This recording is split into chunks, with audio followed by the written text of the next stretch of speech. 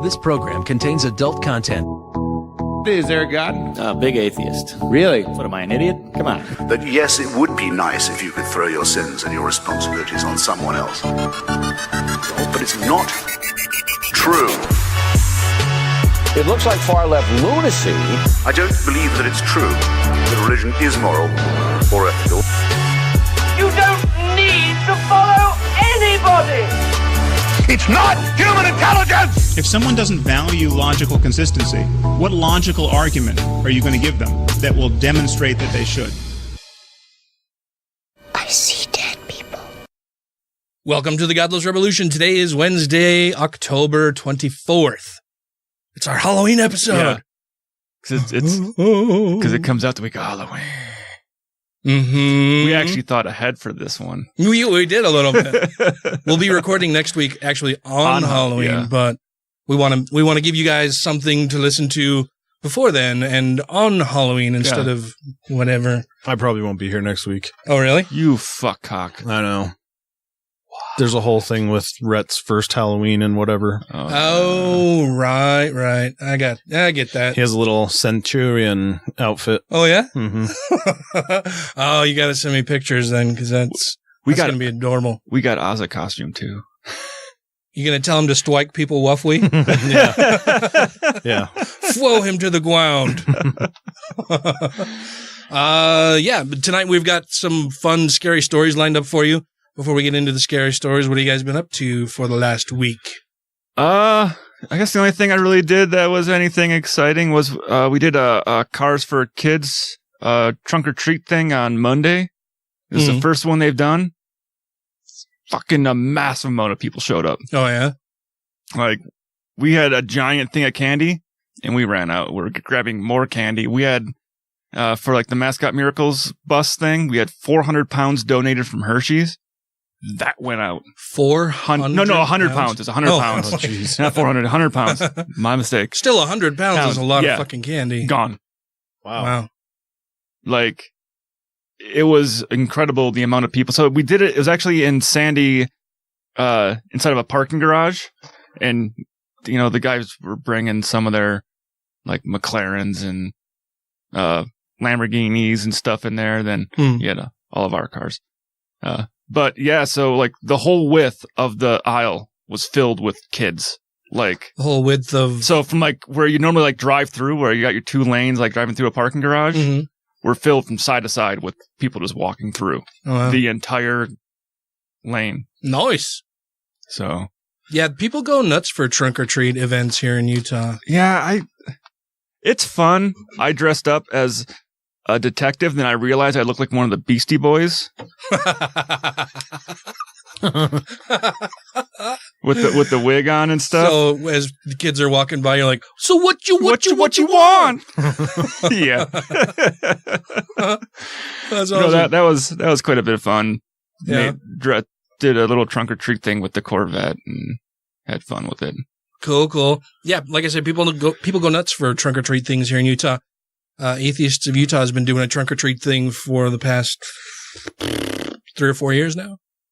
And I think it was our second or third year we decided to move it to Murray Park. And apparently Mommy's group caught wind of our event and then sent it out to a bunch of people. Dude, there were over 1,000 kids who showed up. Damn. We went to Costco 3 different times and got like 3 or 4 of the big bags of stuff and just kept running out. Yeah.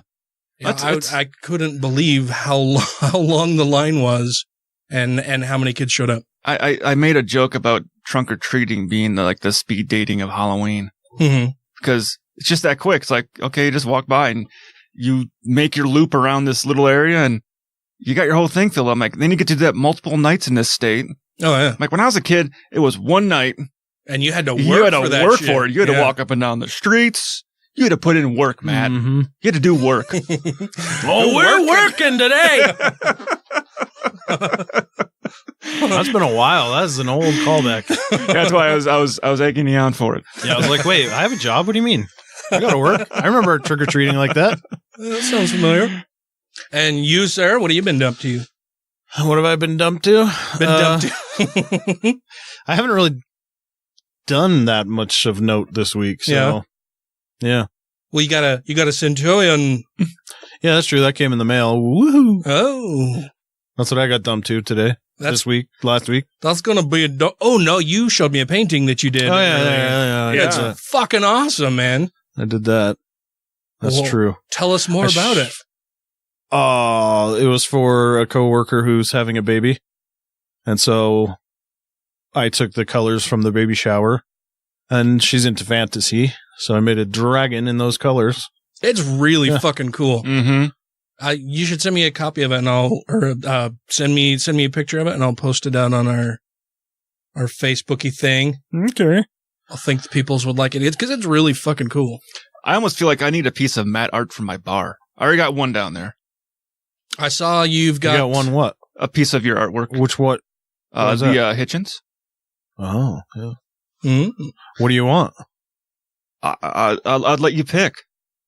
It's I'm kind of going for an old type, but I got movie celebrities on the wall. Well, I got I got yeah, I was gonna say I saw that you've got the current Pennywise, current Pennywise up on there. Pennywise, yeah. That guy's actually the guy that did that one. He does all pencil sketches, and he's a artist out of Ogden. That's also a wildland firefighter. Then it's got like an old vintage like flat track racing motorcycle painting on the wall, and I can't think of Bullet, the movie Bullet. I'm trying to think of his I just forgot his name. The actor? The actor. Bullet? Oh, Steve McQueen. Yes. I got one of Steve McQueen on the wall from Bullet. A couple little things I've made on the wall. A couple little things you've made on the wall? Like paintings. Oh, yeah. What are they? Just like abstract shit. Like when I would get really drunk and just start taking my hands and putting paint I'm on gonna it. paint Fuck you. This looks like shit. Put it on the wall. Let me put them all right there.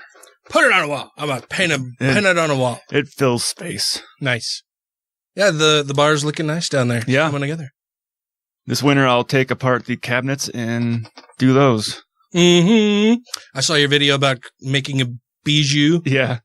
I just had my camera sitting there. I'm like, let's do this again. It was kind of fun last time I did it. And I thought, well, I should make a bijou tonight. And then I fucking forgot until just now. And instead, I'm drinking a Cuba Libre. We'll have to have one before you leave. Okay. Before we leave. Tonight? Yeah. Okay. Or we can take a break in the middle and we can go make one and we can have one. Okay. Dan will get fucked up tonight. Let's see. I, over the weekend, attended a couple different birthday parties. One for the current president of Atheists of Utah, Ms. Tiffany Hudson, who we should probably get in here for an interview sometime. Yeah. Sure. Yeah, that'd be good. She's very cool, very nice. She is. One of the sweetest people on the face of the planet. Had her birthday party at El Chihuahua. Mm-hmm. Of course, I love Mexican food. Yeah, you do. And then I have those big fucking Death Star drinks. Oh. They limit you to 2 of them. You can't have more than that. If it's your birthday, though, and there's a large crowd of people, they usually... The restaurant has no knowledge of this, but your friends at the table... They'll usually only order 1 because 2 and you're fucking crawling home on your lips. But they'll order another one and generally like give it to you or share. You can taste theirs to see if you like it because they have various different flavors. And then we went to a bar named Sue, which is right next door. That was fun. Had a good time, but I am apparently an old fart because I left the birthday party before 10 o'clock. And I had ordered soup to go. I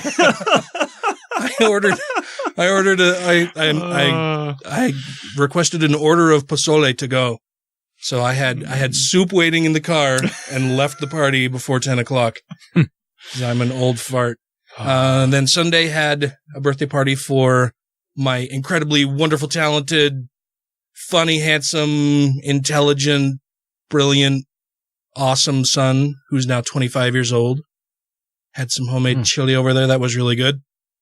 And before we went over there, we found out that Tracy's grandfather had died.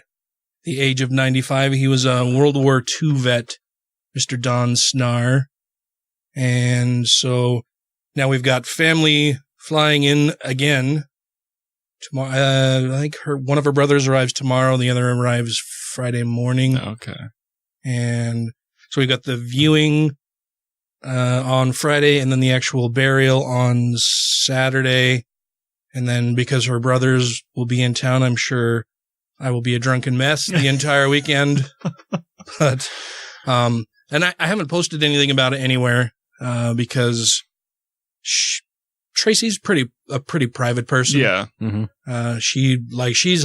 She looks at social media a lot, but I don't even know that she likes very many. Like, she's a stalker on social media, basically. She's an observer. So if she likes any of my posts, it's a very special thing. Yes. I don't think she's ever liked any of my posts. You're just not a special thing.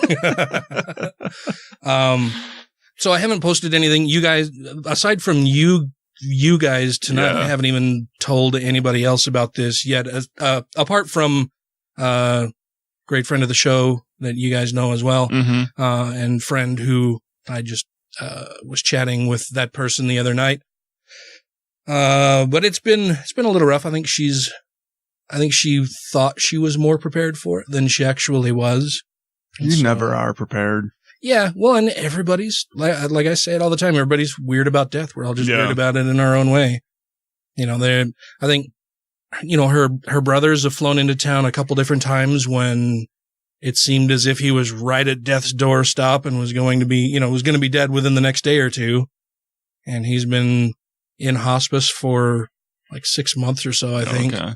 But yeah, finally gave up the ghost on Sunday. And so going to Gray's birthday party was a bit of a downer to do. Well, it wasn't a downer. It was nice to go to the birthday party, but Tracy's way of coping with death is that she just wants to avoid it. She's not the kind of person who tries to get emotional sympathy from anybody. She doesn't want, she never, ever, ever wants to be the center of attention. Like, she fucking hates that. No way. Yeah. Yeah. She does a ton of stuff in the background that nobody would ever even know goes on. Like, especially, you know, when we were, both on the board for Atheists of Utah, like, she's the one who kept the group running. Yeah. You know, there were others on the board who were more the faces of the organization, but she's the brains and heart of it. Yeah, like, we got to see that being friends with you. Yeah. But she's a little shy. She's a little antisocial, a little misanthropy, a little bit of a misanthrope. Doesn't like crowds, but she's definitely an introvert, and like I say, never really wants attention, and certainly doesn't like any kind of emotional sympathy from others. She feels like a lot of people use their life story as a way to garner sympathy from people, as a disingenuous tactic for being a shitty person. Mm-hmm. You know, a lot of people are like, "Oh yeah, well maybe I'm an asshole, but it's because I've had a really hard life." Yeah.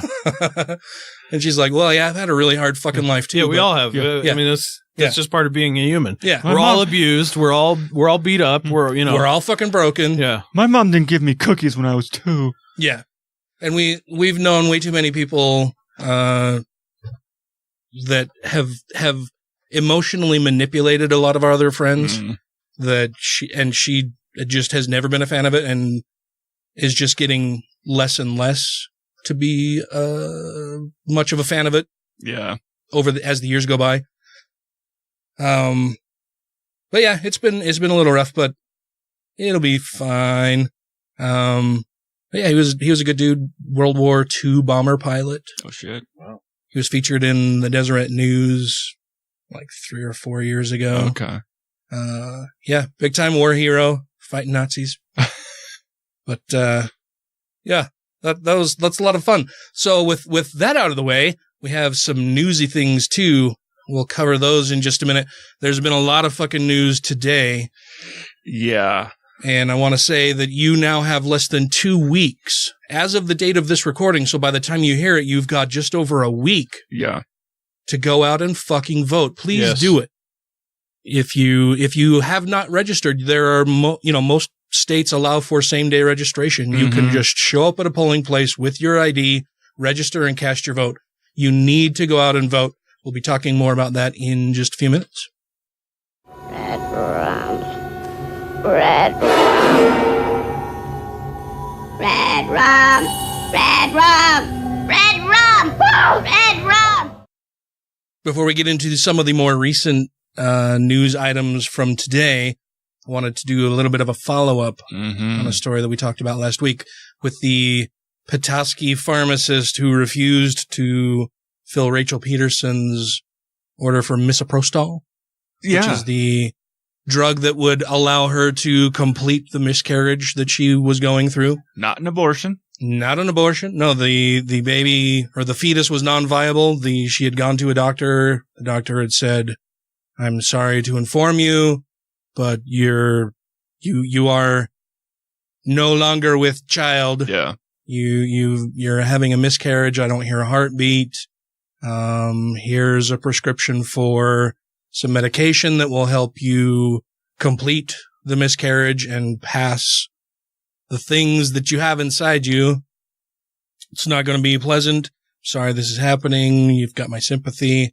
She goes to the pharmacist. The pharmacist says that he's a good Catholic man and he's not going to prescribe this drug because he thinks that she's lying and is trying to induce an abortion.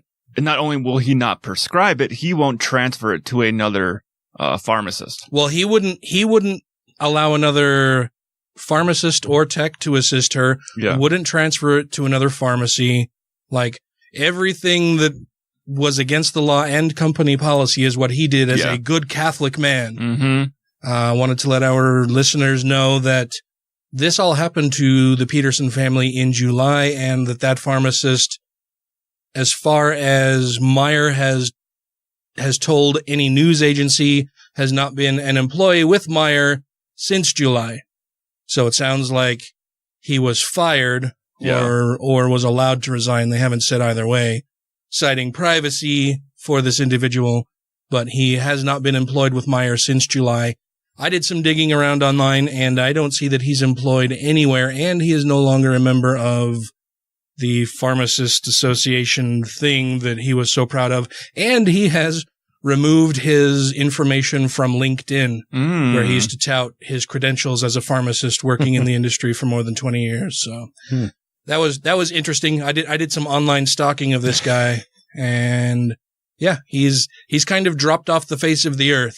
Yeah, he's probably getting a little bit of hate mail from this too, I would imagine. Oh, I imagine, yeah. But it's a good thing that he's no longer a pharmacist, because then other people won't have to go through this. Yeah. It's just too bad that he was a pharmacist for so long. Right. Yeah. Yeah, that's a good question. How many times before has he done this? Yeah, he seemed like he had a system in place and was very confident. It may just be that he has been thinking about this for years, and now that he's in a position of ready to retire, he's like, fuck it, I'm going to do it. Or that could be, or it could be that he had done this to a bunch of other people who just never reported it to anybody. That kind of thing happens quite a bit. Mm-hmm. But getting to more recent news events, there were several pipe bombs mailed out to prominent members of prominent lefties, shall we say. And was it 5 so far? Possibly 6? I've seen reports of between 5 and 7. I've got the latest information here from the New York Times in front of us. This is the most recent article that I could find about all of the information. And like I said, this comes to us from the New York Times. It says the article is titled "Pipe Bombs Sent to Hillary Clinton, Barack Obama, and CNN Offices."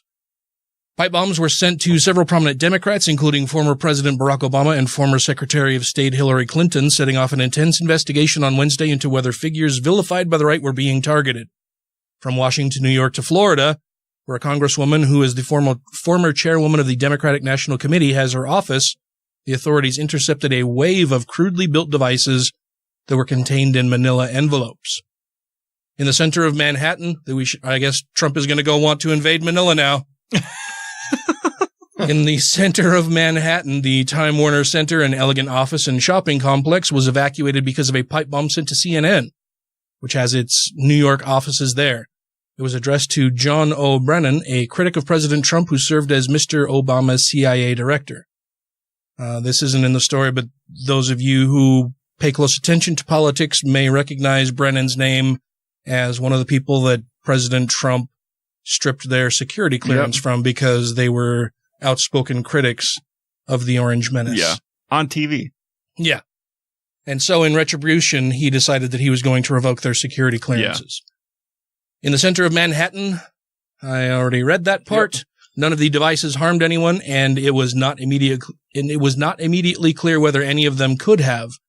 One law enforcement official said investigators were examining the possibility that they were hoax devices that were constructed to look like bombs but would not have exploded. Still doesn't make it any more legal. No. Or safe. Because they said that there were explosives materials in there. Yeah, I think, the pipe, the wiring, that could be considered explosive. Gunpowder. Yeah, I didn't hear. That's why I was wondering if they actually had gunpowder inside of them. I heard a report earlier. We'll have to see if that's included in the story. The FBI said the devices were similar to one found Monday at the home of George Soros, the billionaire philanthropist and liberal donor in a New York City suburb. Coming less than 2 weeks before the midterm elections, the discovery of the pipe bombs reverberated across a country already on edge, stirring anew questions about whether political discourse has grown too vitriolic.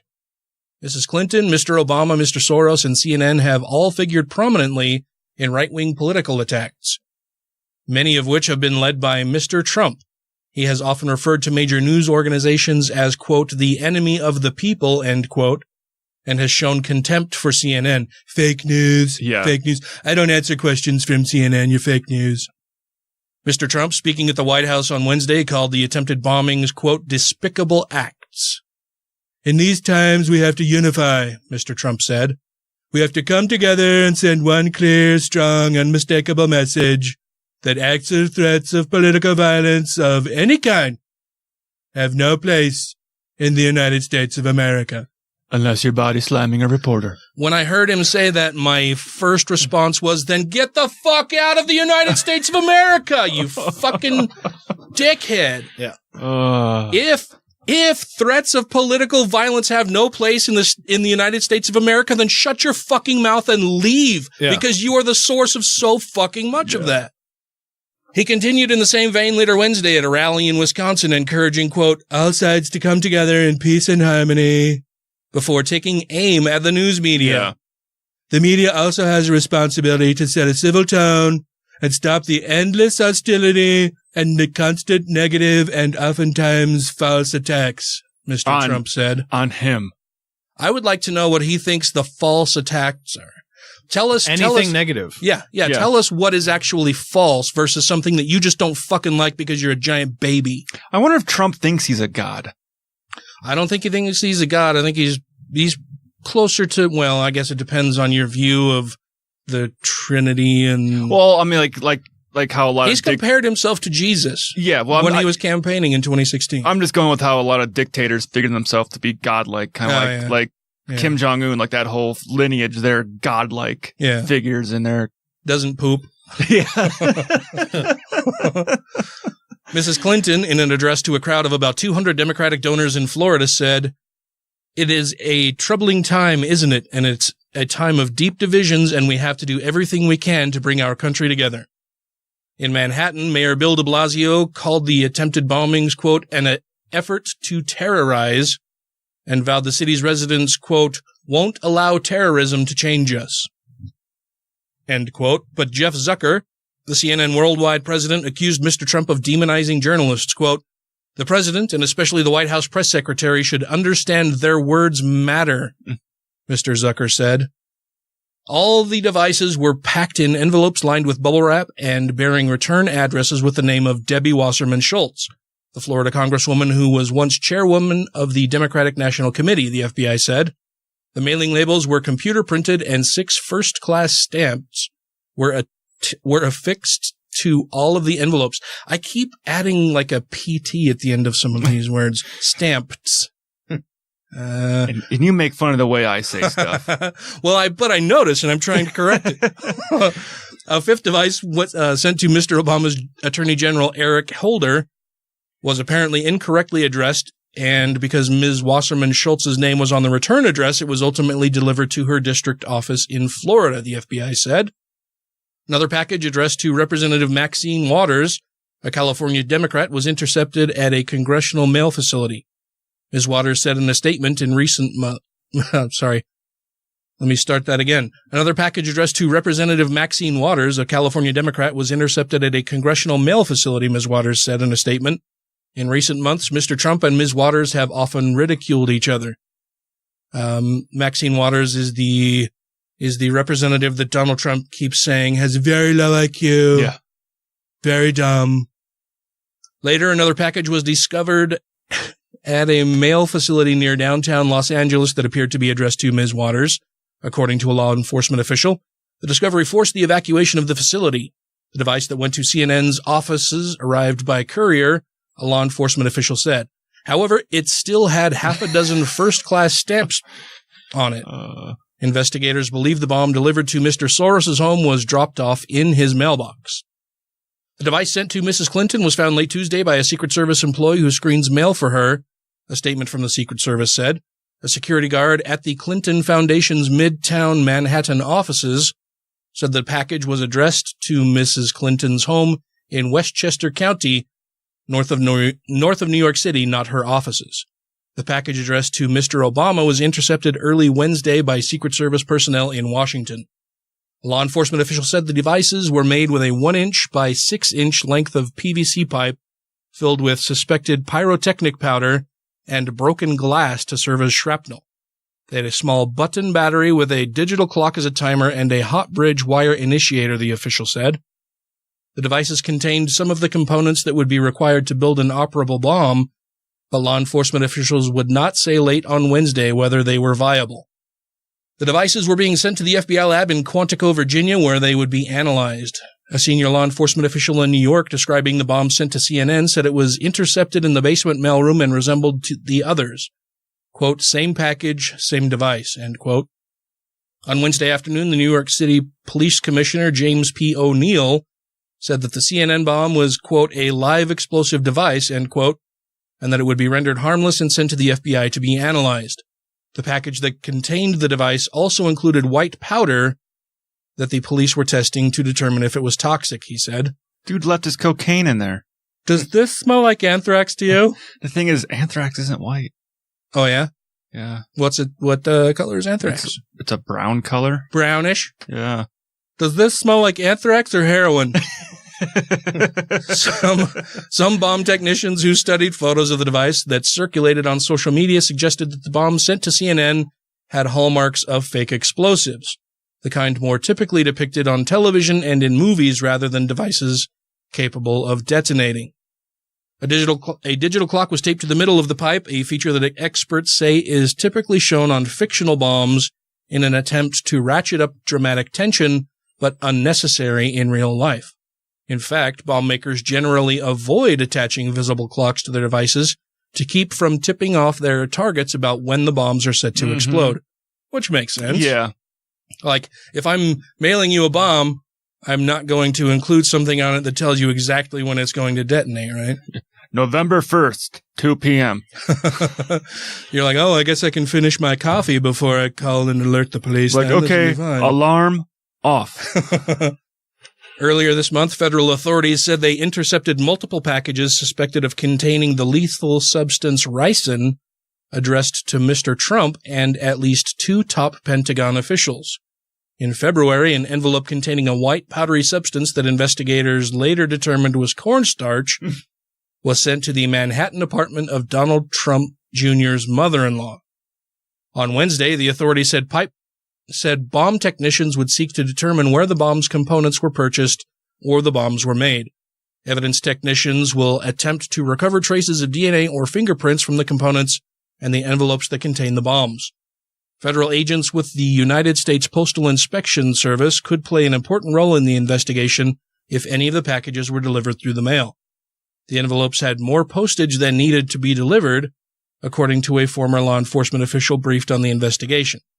The extra postage led investigators to believe that the person who sent the devices wanted to avoid going to a post office to buy the correct postage, a step to evade detection, the official said. The Postal Inspection Service would examine the postage and postmarks and seek to determine where the envelopes were mailed from. Investigators could examine surveillance video at post offices and around blue letter boxes where the packages may have been deposited. Yeah, it's the thing people don't realize. Everything is under surveillance.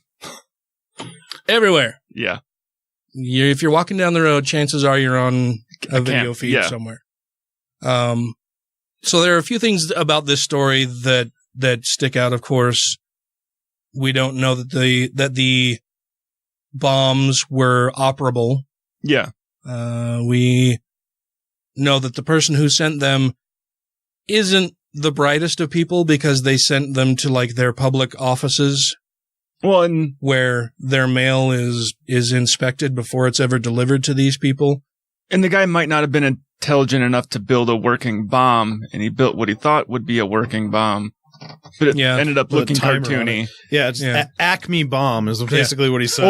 Or he made a cartoony looking bomb because it had that sticker on it that said "Get her done" in fake Arabic. Yeah, and so there was the postage thing, which is easy to find out how much postage something requires to send. But that's a common thing that people do when they're sending explosives. Like that's one of the things. Like when they teach our look for things classes for government employees, you probably had to do that training and shit. Be aware of your surroundings. Yeah. If you notice a package that has excessive postage on it, something might be wrong. If they misspelled your name, it might be wrong. Yeah. So. Yeah, the postage thing though, it's like, dude, go on the internet, find out how much it costs per ounce. They make that program you can get that all the other podcasts advertise about. Oh yeah. I can't remember what it's called. I hear it on a ton of other shows, and it's like, that's how much I pay attention to the advertising in your shows. But yeah, this is serious. Yeah, it's very serious, and it's, I think, a direct result of the kinds of rhetoric we've been hearing from people on the right for decades now. Trump has just... Absolutely it is. Yeah, Trump has just amped that up and ramped that up and made it much more permissive for political actors like this to do horrific things like this. Well, what's to say that this person that did these failed bombs now isn't going to grab a gun and go try to do something else? Yeah, well, that didn't work. I guess I have to go and murder a bunch of people with a gun now. Well, I'm just going more for like, hey, he knows where these people, they live. Like, maybe he'll go and try to shoot up Hillary Clinton's office or shoot up George Soros's house. Or it could be. I mean, when you've got people like Alex Jones and Rush Limbaugh and the president himself buying into conspiracy theories, calling the media the enemy of the United States. What the fuck do they think is going to happen when they say these kinds of horrible things about other people? That the people who listen to them, like, they know that their audience is fucking stupid, right? Donald Trump says that he loves stupid people. He loves low information voters. He loves dumb voters because they're the people who vote for him. He fucking said that. That's why he ran Republican. He knows that these people are dumb, easily swayed, gullible idiots. And he uses violent rhetoric whenever he speaks anywhere. What the fuck did he think was going to happen? Does he just not care? Yeah, he doesn't care. He's just that callous? Yeah. Yeah, he's going to find some way to twist it where it wasn't his side. As long as he has people praising him, doing what he says, following orders, rallying behind him, he doesn't care what they do, as long as he gets that. Like you read earlier where he's saying, we need to be civil and all that kind of stuff. Yet you praise the people that keep chanting, lock her up at your rallies and chanting all that rhetoric. If you really want to be peaceful and be a uniter, come out there and tell people, hey, knock stop that shit doing off. that. Yeah, that's dumb. That's not working. Right. That is not helping our cause. That is not helping unite anything. Stop doing that. But he won't do that. No, instead, he keeps spouting more violent rhetoric. And now we have a MAGA bomber. Yeah. So it's fucking disgusting. And I want you all listening, if you are not voting, why? Why are you not voting? It's so easy. It takes so little time, and it's so important. Yeah, and it is so important. I want you all to vote. If you're not voting, I just don't understand why. Tell me why. Tell me why you would not vote. Why you wouldn't take at most, if you're doing it by mail or whatever, it's at most maybe an hour of your time. And that's if you really want to research everything. Yeah. Like all of the local judges and city council members and everybody else that's running as well. these are really, really important things. You need to be an informed voter, and you need to actually vote. You need to have your voice heard so that we don't have monsters running our fucking country and cities and states and counties and school districts and weed restrictors and putting people into judge appointments all over the place. It just, I don't understand why more people in the United States don't vote. We typically have much less than a 50% voter turnout. Oh, and that's disgusting. Well, for midterm, I was going to say 25%. It's fucking disgusting. It's from people that hear all the time. Oh yeah, America's great. America's one of the freest places in the world. So free that I don't even have to worry about who's governing it. Yeah. Because it will just, status quo hasn't really hurt me and it's fine. So my vote doesn't really matter. Or I'm a blue dog Democrat, or I'm a Democrat living in a red state. So my vote doesn't really matter. How many Democrats do you think also live in your state that if they were to go out and vote, it would fucking matter? Well, I had a friend that said, he goes, I don't like Trump, but he's made me a lot of money in the stock market. He said that last week. We've lost almost 2,000 points here. We lost 600. It went down 600 points this week. It went down like 400 last week. It went down another $400 or $500 a day before that. So yeah, roughly it's gone down like 1,500 points in a week's time. The economy is the best in the world. We've done much more than any administration, I think, really, in the history of America. Yeah. Fucking clown. But yeah, I want you all to go out and vote. As I said earlier, as of the date of this recording, you have 13 days. By the time you're hearing this, it will be less than that. You'll have just over a week. So please, please, please go out, register, vote, and do it every time you have the opportunity to do so. Find out who is running for the local school district. Mm-hmm. If there's nobody you like, fucking run yourself. It's easy. There are all kinds of resources for you. I just don't understand why people don't vote. It drives me nuts. Here's the thing too. You know who votes? Old Republicans. Yeah. Mm-hmm. Old Republicans vote every single time. So when groups of young, informed Democrats stay home, the concentration of old Republican voters goes up and up and up. Mm-hmm. And you might have some polling stations that are 80 or 90% old Republican voters in there because nobody's showing up. There's tons and tons of millennials out there that can overcome those numbers if you would just show up. Mm-hmm. And protests are great. Protests are awesome. If you feel like protesting, you should go out and do that.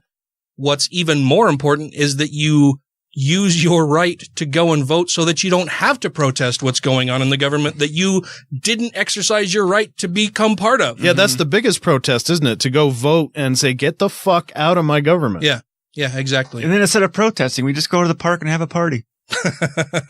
Yeah, then you wouldn't have to protest. Wouldn't that be great? If you could just have a party, if you could celebrate what your government is doing instead of protesting it, wouldn't that be awesome? Fucking go vote, people. Before we get too far into the show, I want to make sure that we not thank our Patreon supporters. We'll be doing that later toward the end of the show. No, I want to make sure that everybody who's listening to this is comfortable with very scary stories, uncomfortable situations. We may talk about abduction, rape, murder. Dark stuff. Dark human experience. We may have some dark stories this evening. So I want to make sure that we let you guys know that if any of those things are triggers for you, you may want to skip this episode and just have a happy and safe Halloween. Mm-hmm. Thanks for listening. And we'll be back with other regular stories next week. Just skip the rest of the episode because the first half is just news. Oh yeah. Yeah. The first part of it is news. Yeah, I'll drop this in before we start talking about the scary stuff. Yeah. Good idea, Ryan. We record in order. That's a good idea, Ryan. Yeah. All right. So, but I just wanted to let you know, story or two this evening may be very, very dark, and you may want to avoid it if that would be triggering for you. But with that, we'll get on to some scary stories and whatnot. Yeah. They're all gonna laugh at you! They're all gonna laugh at you! They're all gonna laugh at you! In a quiet community in New Jersey, past the quaint mom-and-pop shops that line downtown, a $1 million dream home buried behind decades-old trees sits empty. The new owners who bought it last summer are scared to move in, and no one else seems to want to buy it from them. The homeowners, Derek and Maria Brodus, filed a civil complaint suing the previous owners for, quote, knowingly and willfully failing to disclose the home's history about a stalker. Westfield Police and Union County Prosecutor's Office have been investigating a chilling series of letters. The Broduses finalized their decision to call the community their own when they bought their $1.3 million dream home, a 6-bedroom house where they wanted to raise their children according to the complaint. The real estate website Zillow describes the house as nearly 4,000 square foot grand turn-of-the-century home. Period features include high ceilings, coffered ceilings, elegant foyers, built-in window seats, fireplaces, and more.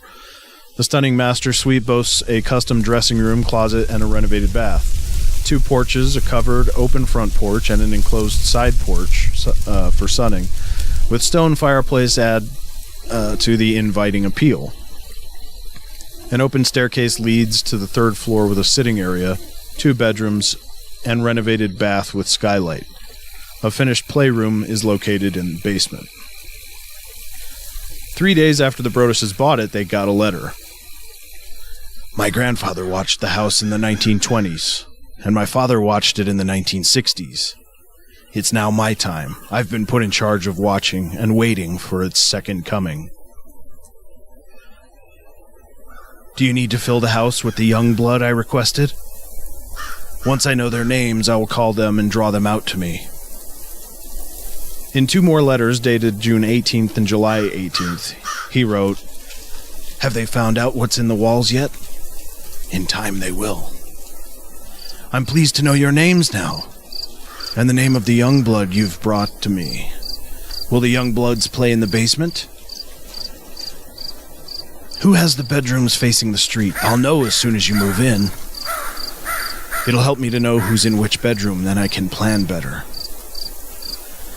In one letter, he reportedly said that the home's windows and doors allow me to touch you and track you as you move through the house. Who am I, you ask? I'm the Watcher. Then came ominous notes that seemed to show someone was stalking them. You've changed it and made it so fancy. It cries for the past and what used to be in time when I roamed its halls. When I ran from room to room imagining life with the rich occupants there. And now I watch and wait for the day when the young blood will be mine again. I am in charge of the home. Let the young blood play again, like I once did. Stop changing it and let it alone. In the complaint, the Broduses' attorney wrote that the couple have been consumed daily by stress, anxiety, and fear regarding what the Watcher will do. The couple said they would have never bought the house had they known about the Watcher, and have been too concerned for their family's safety to move in. At one point, the couple relisted the house for sale, but the house has since been taken off the market.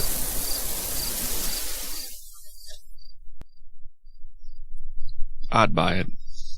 Would you? I'd buy that for $1. Why not? That's interesting you say that, because in the home's history, it's been sold 3 separate times for $1. Oh. Oh, really? Yeah. Oh, wow. Did you find it on Zillow? No, according to other reports I was reading about Okay. it, I should say. Hmm. Some interesting history. A little creepy. I'm gonna gradually step up the level of dark. The level of creepiness. Tone, yeah. And But these are all true stories. Ooh. That I have, including that one.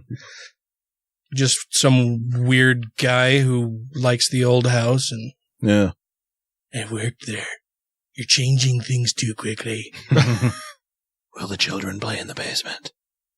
It's fucking creepy. He asked that. Yeah, yeah. And he's like, have you found what's in the walls yet? Like, what the fuck does that mean? Yeah. Yeah. It's made from the bones. So I finished watching The Haunting of Hill House. Yeah. The ending of that was really fucking awesome. It was really, I got all choked up. It was good. It was really, really good. Tracy hates scary shit, and she really, really liked the show.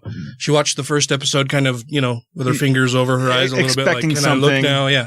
And there were some creepy, scary, jumpy out parts and other parts that were just like bone-chillingly creepy. But the ending was really beautiful and touching. Yeah. The only true jump scare in the whole movie, I think, was in the car. The car, that one, I actually screamed. I screamed, Jesus fucking Christ. I scared all the dogs and Tracy. She's like, well, that part scared me. I think you scared me and the dogs more than anything when you screamed. Because I did. I yelled. There also right before that when she's at the, I don't want to give anything away, but she's at a vending machine. Oh, and she yeah. turns around and, yeah. No. Yeah, that was pretty fucking creepy. But then when they tie all that stuff together, it's like, holy shit. Yeah. It was beautifully done, the whole show. Yeah. I loved the way it was filmed. The acting was really good. And the way they tied the whole story back together, it's like, oh, wow. Like everything that happened throughout it, there's no mystery left. Like you're in suspense the whole time. Mm-hmm. But they answer everything like the last 2 episodes. Yeah. Yeah, it was really fucking great. Yeah. I liked it a whole lot. I would recommend it for anybody who likes creepy stuff, scary stuff, and if you especially like creepy stuff and scary stuff that also is tied together with a beautiful story at the ending. It was delightful. Yeah. It was quite lovely, it was. I liked it quite a bit. Agnes, don't you tell what we did, Agnes. In 1983, a team of deeply pious scientists conducted a radical experiment in an undisclosed facility. The scientists had theorized that a human without access to any senses or way to perceive stimuli would be able to perceive the presence of God. They believed that the 5 senses clouded our awareness of eternity, and without them, a human could actually establish contact with God by thought. An elderly man who claimed to have nothing left to live for was the only test subject to volunteer. To purge him of all of his senses, the scientists performed a complex operation in which every sensory nerve connecting to the brain was surgically severed. Although the test subject retained full muscular function, he could not see, hear, taste, smell, or feel. With no possible way to communicate with or even sense the outside world, he was alone with his thoughts. The scientists monitored him as he spoke aloud about his state of mind in jumbled, slurred sentences that he couldn't even hear. After 4 days, the man claimed to be hearing hushed, unintelligible voices in his head. Assuming it was an onset of psychosis, the scientists paid little attention to the man's concerns. 2 days later, the man cried that he could hear his dead wife speaking with him, and even more, he could communicate back. The scientists were intrigued, but were never convinced until the subject started naming dead relatives of the scientists. He repeated personal information to the scientists that only their dead spouses and parents would have known. At this point, a sizable portion of the scientists left the study. After a week of conversing with the deceased through his thoughts, the subject became distressed, saying the voices were overwhelming. In every waking moment, his consciousness was bombarded by hundreds of voices that refused to leave him alone. He frequently threw himself against the wall, trying to elicit a pain response. He begged the scientists for sedatives, so he could escape the voices by sleeping. This tactic worked for 3 days, until he started having severe night terrors. The subject repeatedly said that he could see and hear the deceased in his dreams. Only a day later, the subject began to scream and claw at his non-functional eyes, hoping to sense something in the physical world. The hysterical subject now said the voices of the dead were deafening and hostile, speaking of hell and the end of the world.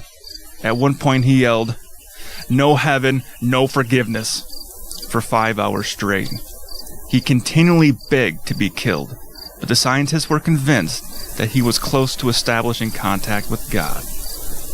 After another day, the subject could no longer form coherent sentences. Seemingly mad, he started to bite off chunks of his flesh from his arms. The scientists rushed into the test chamber and restrained him to a table so he could not kill himself. After a few hours, he began to get tired. The subject halted his struggling and screaming. He stared blankly at the ceiling as teardrops silently streaked across his face. For 2 weeks, the subject had been manually rehydrated due to the constant crying. Eventually, he turned his head, and despite his blindness, made focused eye contact with the scientist for the first time in the study. And he whispered, "I have spoken with God, and he has abandoned us." Then his vital signs stopped, and there was no apparent cause of death.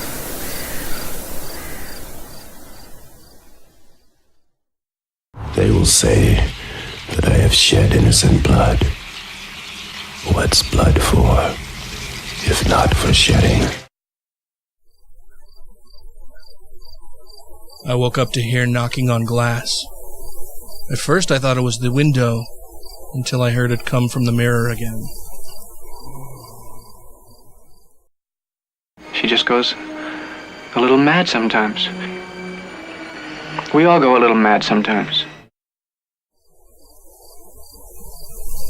The last thing I saw was my alarm clock flashing 12:07 before she pushed her long, rotting nails through my chest, her other hand muffling my screams. I sat bolt upright, relieved it was only a dream. But as I saw my alarm clock read 12:06, I heard the closet door creak open. I like to dissect girls. Did you know I'm utterly insane?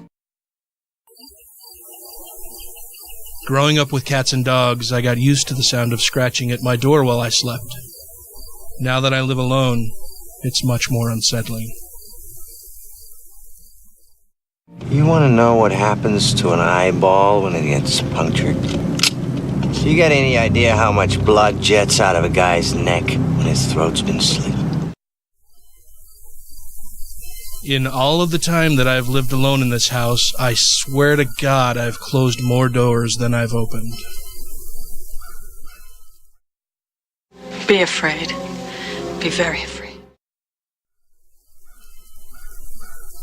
A girl heard her mom yell her name from downstairs, so she got up and started to head down. As she got to the stairs, her mom pulled her into her room and said, "I heard that too." You just can't let them go. Go! Stay on the road. Keep clear to the moors. Beware the moon, lads. She asked why I was breathing so heavily. I wasn't.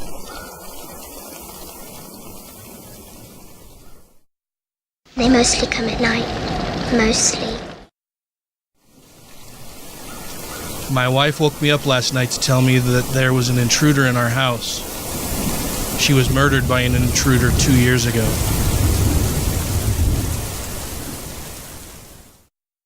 I'm scared to close my eyes. I'm scared to open them. I'm gonna die out here. I awoke to the sound of the baby monitor crackling with a voice comforting my firstborn child. As I adjusted to a new position, my arm brushed against my wife, sleeping next to me. Now clear your minds. It knows what scares you. It has from the very beginning. Don't give it any help. It knows too much already. I always thought my cat had a staring problem. She always seemed fixated on my face. Until one day, when I realized that she was always looking just behind me.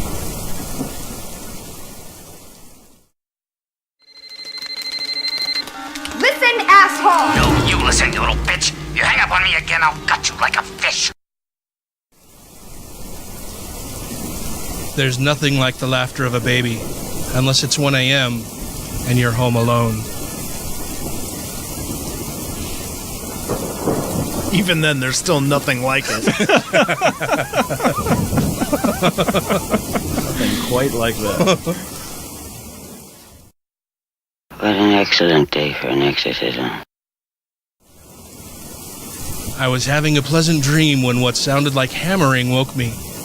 After that, I could barely hear the muffled sound of dirt covering the coffin over my own screams. Hi, I'm Chucky. Wanna play? I can't sleep, she whispered, crawling in bed with me. I woke up cold, clutching the dress she was buried in. Wait, why did you keep it? Fucking weird like that, man. I met this 6-year-old child with this blank, pale, emotionless face and the blackest eyes, the devil's eyes. I begin tucking him into bed and he tells me, "Daddy, check for monsters under my bed." I look underneath for his amusement and I see him, another him, under the bed, staring back at me, quivering and whispering, "Daddy, there's somebody on my bed." I would shit myself. We have such sights to show you. You get home, tired after a long day's work and ready for a relaxing night alone. You reach for the light switch, but another hand is already there. Sometimes that is better. I can't move, breathe, speak, or hear, and it's so dark all the time. If I knew it would be this lonely, I would have been cremated instead. You let him drown. You never paid any attention. Look what you did to him. Look what you did to him. She went upstairs to check on her sleeping toddler. The window was open and the bed was empty. That's more like a kidnapping. I was expecting that one to be longer for some reason. Death has come to your little town, Sheriff. You can either ignore it or you can help me to stop it. My daughter won't stop crying and screaming in the middle of the night. I visit her grave and ask her to stop, but it doesn't help. Open the pod bay doors, Hal. I'm sorry, Dave. I'm afraid I can't do that. After working a hard day, I came home to see my girlfriend cradling our child.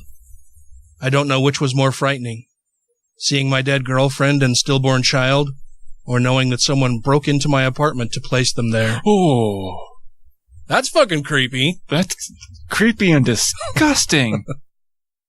I'm not even going to swat that fly. I hope they are watching. They'll see. They'll see and they'll know, and they'll say, why, she wouldn't even harm a fly. There was a picture in my phone of me sleeping. I live alone. Ambien does fucked up shit. I thought those were kind of fun. It was 2-sentence horror stories. Although those are cool. I think some people cheated on the 2 sentences. I don't think so. They were all 2 sentences. Yeah, there are some longer sentences, but with commas and quotes. But yeah, I think that was pretty. That was pretty good.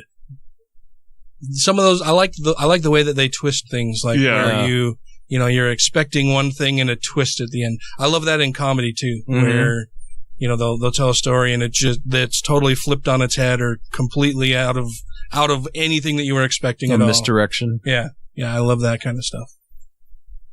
I heard a bad joke that goes that way. Oh yeah. This is a really good setup. Yeah. I heard this really terrible joke.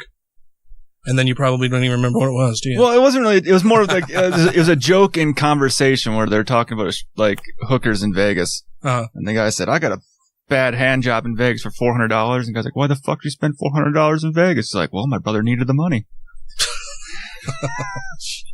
Nice. You would think that your brother would know how to give a good hand job, right? I mean, I mean, he's very accustomed to that type of equipment. The angle's different. Oh, sure. Unless he's sitting on his lap. You gotta do a Then reach that would around. just be weird. Yeah. Don't look at me. Yeah. Don't look at me. I just derailed this from scary stories to bad hand jobs. Darling, light of my life, I'm not gonna hurt you. You didn't let me finish my sentence. I said, I'm not gonna hurt you. I'm just gonna bash your brains in. I'm gonna bash them right the fuck in. A 20-year-old mother from Alberta vanished after getting into an unknown man's vehicle in Nisku near Edmonton. She was staying in the area for a few days after arriving from Fort McMurray with her infant son and a female friend. RCMP released a disturbing audio recording in which Tuccaro is heard talking to the driver. RCMP investigators believe that rather than taking Tuccaro north to the city, the man actually drove southeast along the rural roads of Leduc County. RCMP says it's the only time in Canadian history it released an audio recording to the public in a homicide investigation. Where are we by? We're just heading south of Beaumont, or north of Beaumont. We're heading north to Beaumont. Yo, where are we going? No, this is a... Are you f***ing kidding me? You better not be taking me anywhere I don't want to go. I want to go into the city. Jeez. Yo, we're not going into the city, are we? We're going. No, we're not. Yes. Then where the f*** are these roads going to? 50th Street. 50th Street. Are you sure? Absolutely. Yo, where are we going? 50th Street. 50th Street? 50th Street. East, right? Just over town. Bravo.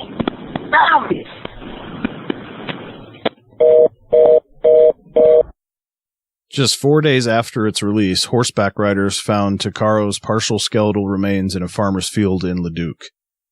The full audio recording is 17 minutes in length, which corresponds almost perfectly to the amount of time it would take to drive from the motel where Tuccaro was staying to the site where her body was found 2 years later.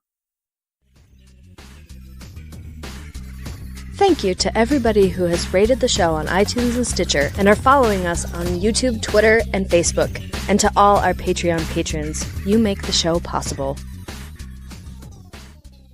The box. You opened it. We came. It's just a puzzle box! We'll tear your soul apart. So we're reading scary stories. Dan asked if we had any of our own scary stories, and I think I did indeed. You did. So I don't believe in ghosts, but I do remember being a kid, and the way our house was set up, like we got our living room, and right next, like right behind the couch was the stairs that went upstairs to where mine, my brother, and my sister's bedrooms were. Mm-hmm. And I can remember being a kid and looking up the stairs in the dark and swearing that I could see someone standing on the top step. Someone standing there. Like, no one's up there. Like, it wasn't my brother, it wasn't my sister. We're all in the living room. And I can remember just sitting there on the couch looking up there and like looked away like, oh shit. And then kind of looked back and we just stared up there like waiting for it to come back again. Could you describe them?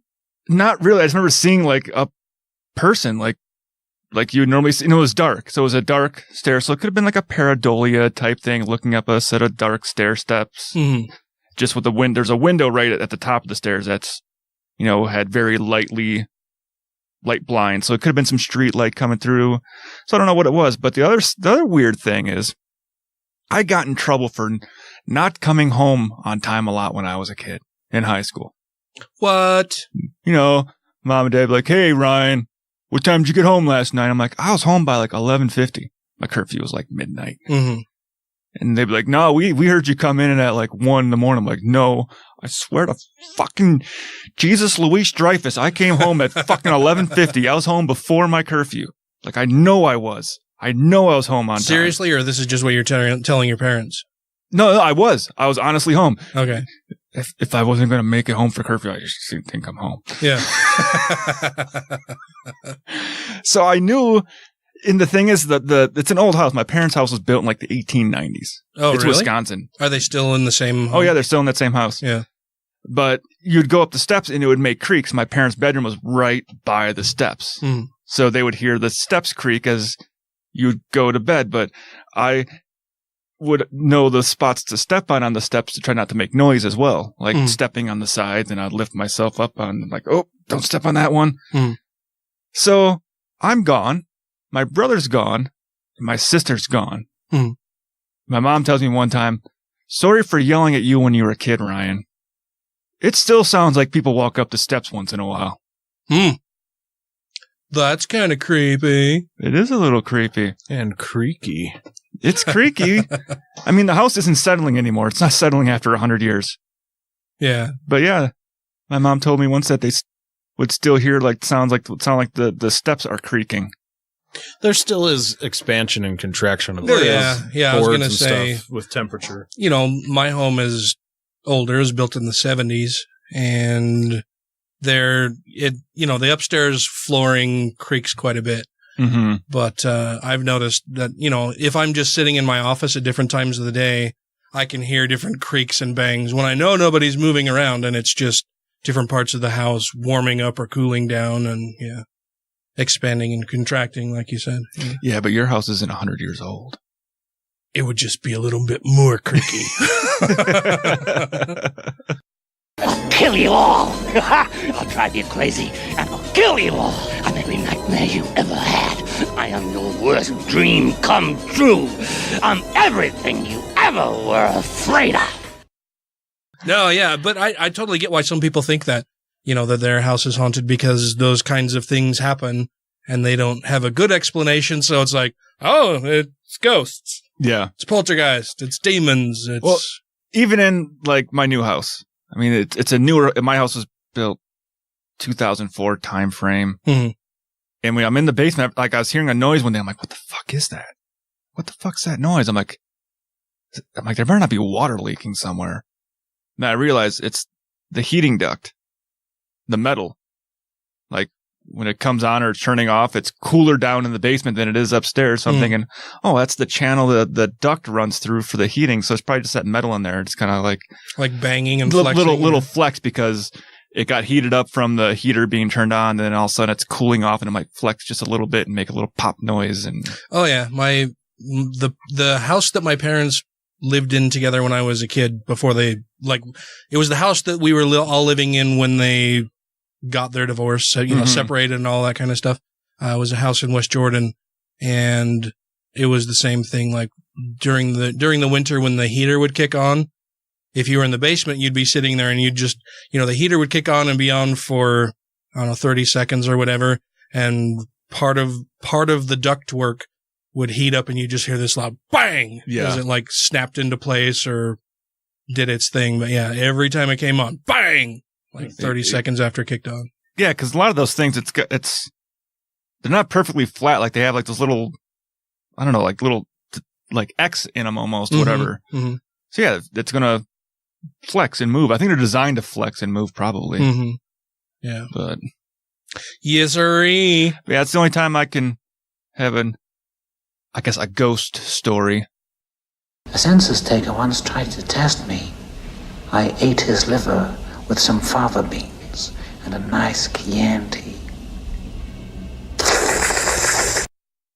There were a couple things when I was a kid that frightened me, and at the time I could have sworn that they were true, and looking back you're like, no, you had some sleep paralysis, or there was another explanation. We had I just realized? Huh. You're like the main guy in that TV show, Hill House.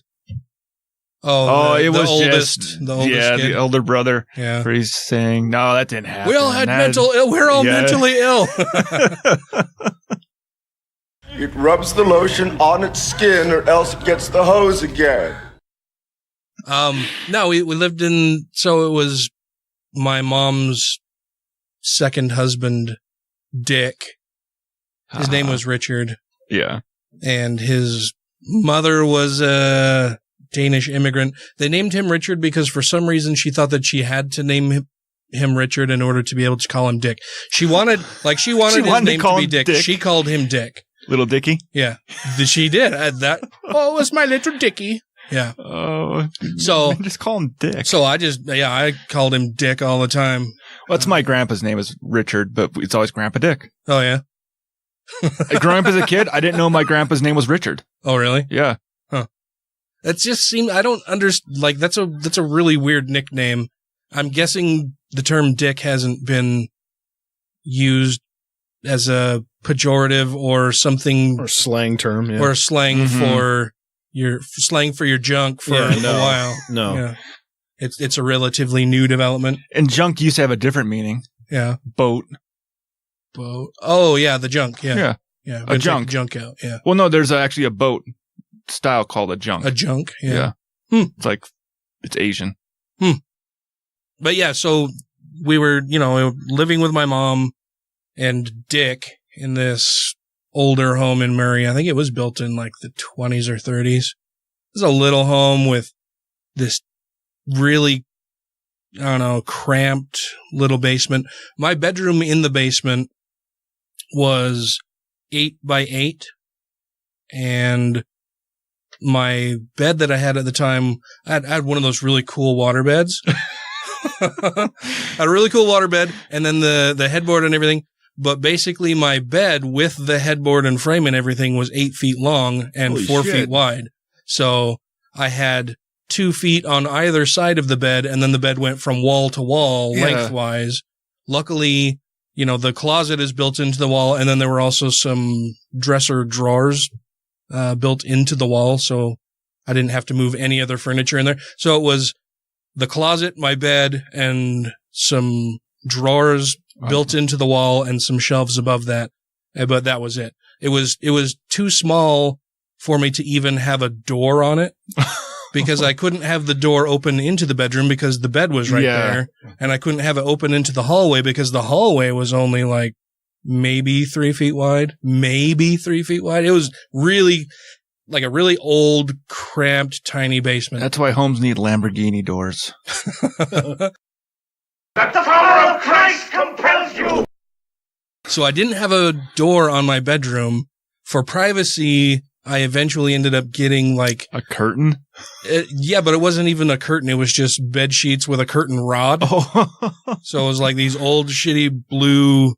I grew up fairly poor. So it was these old shitty blue sheets just wrapped over this curtain rod in the doorway. And, during the day, I'd go down and sit on my bed and read or do whatever. And I would typically just leave that blind open, or not the blind, but the curtains or drapes or bed sheet stretched across the doorway. And it was a creepy old house. And I like scary movies. And, we right around Halloween, we would always have like a movie marathon of scary movies. And sometimes we'd go to Blockbuster or Movie Buffs or somewhere and we'd have contests to see who could get the shittiest scary movie available.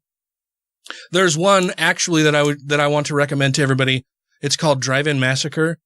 I believe it was filmed sometime in the late 60s, maybe early 70s. Prime time for bad between cinema. like 1968 and like 82, right? Somewhere right in between there, called Drive-In Massacre. And it's fucking awful. It's so bad. During the movie, the two main characters, these two police officers, they change names. Like their names in the movie change. They changed the character names, and then just didn't. Didn't address it. Like someone else took over writing the script and fucked up. It's two officers, like Frank and Bob, and Frank and Bob later changes into like Frank and Bill. With no explanation why. And they're in one scene, they're looking for a samurai sword because the premise of the movie is that there's a drive-in and people have been murdered there. There's like a serial killer at this particular drive-in theater. And one of the weapons used was a samurai sword in one of the killings. And so these officers who at different points in the movie change names are searching through this person's home, and they're like opening kitchen drawers and looking under towels, like looking under, like hand, like washcloths and stuff for a fucking samurai sword. The common places where you hide them. Yeah. Where they won't fit. Because you would hide a samurai sword under, a paperback book. It's fucking ridiculous. Oh, no tears, please. It's a waste of good suffering. But so anyway, we would have these movie marathons. We'd order Little Caesars pizza. Do you guys remember when Little Caesars pizza used to come in? They would call it pizza because it was just two pizzas on cardboard with paper draped over it, and they'd staple it closed. So you could get two pizzas for like $5. Mm-hmm. So we'd go and we'd rent a bunch of terrible horror movies, order some Little Caesars pizzas, and just watch terrible, awful horror movies and eat Little Caesars pizza. So we did that quite a bit. I loved scary movies. I used to read Stephen King novels and Clive Barker, like all kinds of horror stuff. That was my jam. And I don't know if I had like a sleep paralysis kind of thing, or if I was dreaming with my eyes open, or just was tired and had a hallucination, or whatever the case was. But I can remember laying on my bed. And of course, laying on my bed means that I'm looking out the doorway because there's nothing. I didn't even have a window in my bedroom. It was not up to code. It probably shouldn't have been a bedroom. I shouldn't have been staying in there. Well, it depends on when it was built. Yeah. But, so I'm laying in bed and I looked up from whatever I was doing, and in my memory, there was a guy standing there. And he was either like a Hasidic Jew or a Quaker guy, like, did he have dark woolen clothing. Did he have the curls? That I couldn't tell you for sure. I want to say yes, but I'm not positive. Because that makes a determination what he is. But like beard with a hat and the dark clothing and everything, and was just standing there staring at me. And I'm staring at him and he's staring at me, and this goes on for a few seconds, and I'm getting to the point where I'm like, okay, do I need to scream? Who the fuck is this guy standing there in my bedroom doorway just staring at me? I don't know what the fuck is going on. And just at the point where I'm like starting to get actually terrified and really scared, and I'm about to yell for help for somebody, he just turned to his right and walked down the hallway. And I just sat there on my bed, and I'm getting goosebumps telling you about the story. But so I sat there on my bed, terrified for I don't know how long, wondering if I should get up and run up the stairs, or if I should yell, if I should try to find something in my drawers or in my closet that I could possibly defend myself with. I eventually got up off the bed and ran down the hallway and up the stairs and outside, or not outside, but out of the basement area into the living room. And They're here.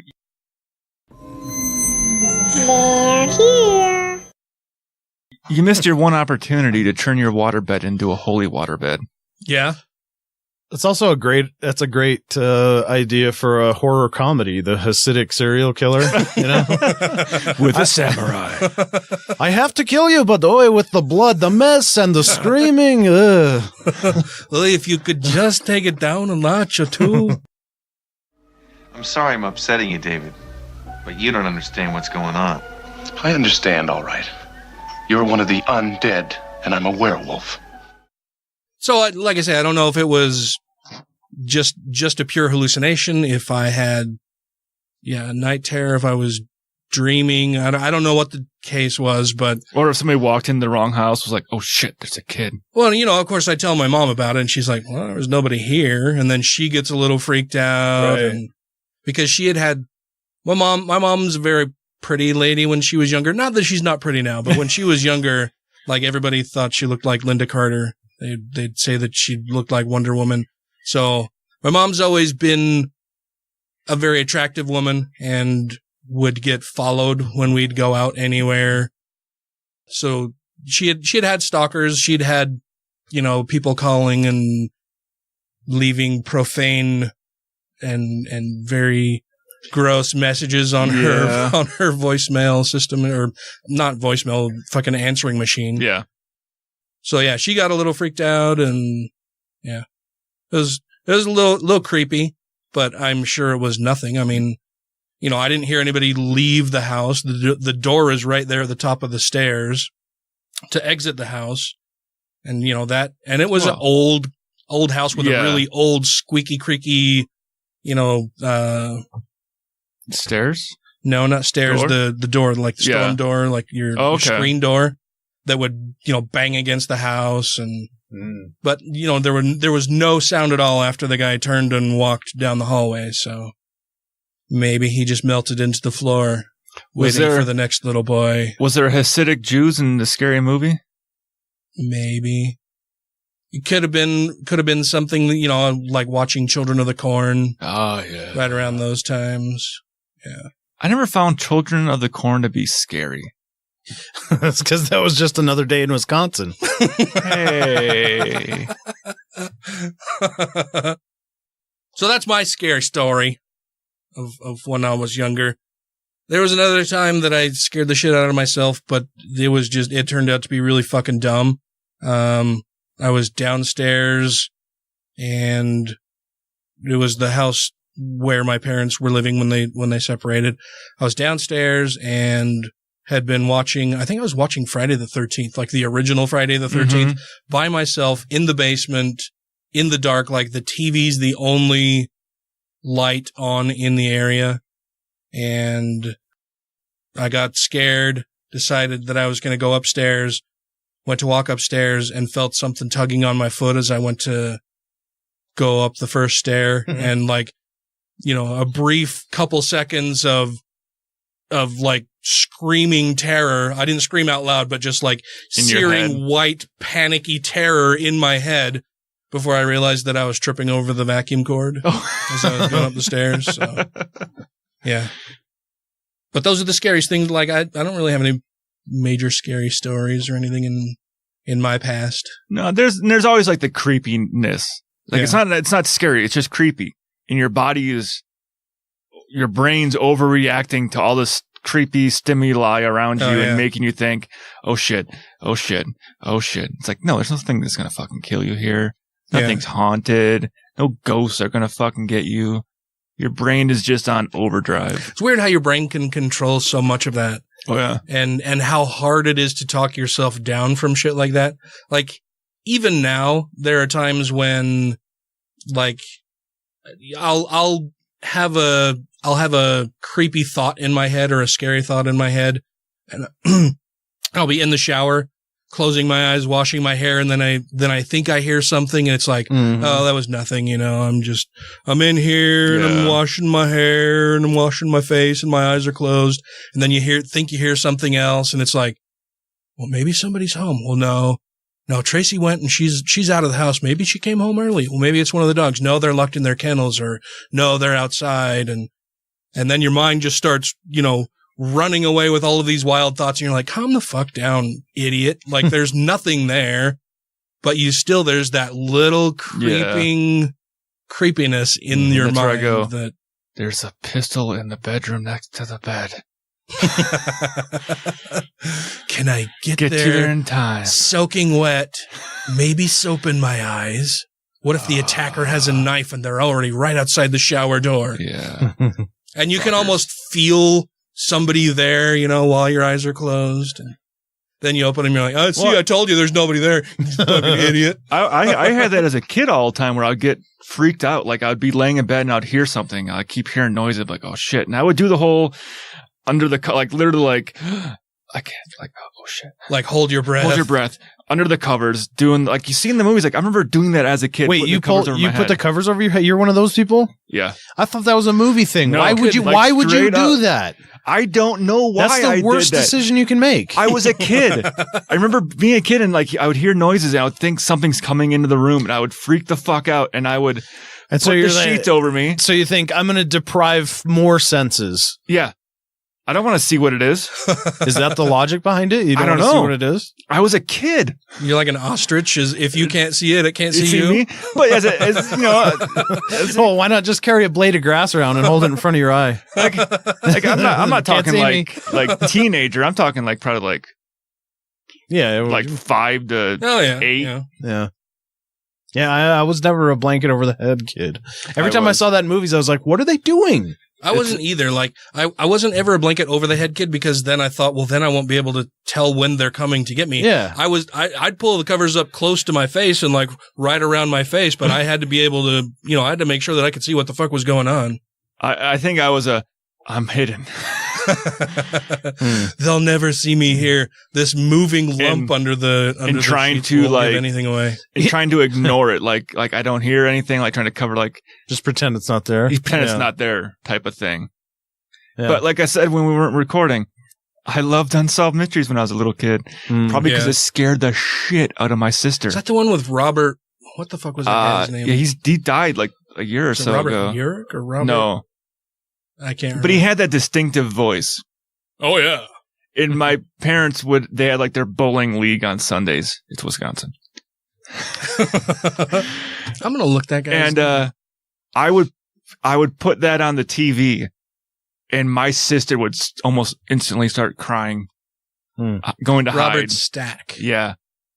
Just that intro music in his voice scared the living shit out of my sister. The intro music for Unsolved Mysteries. When I was a kid, it was the scariest thing, and it was funny.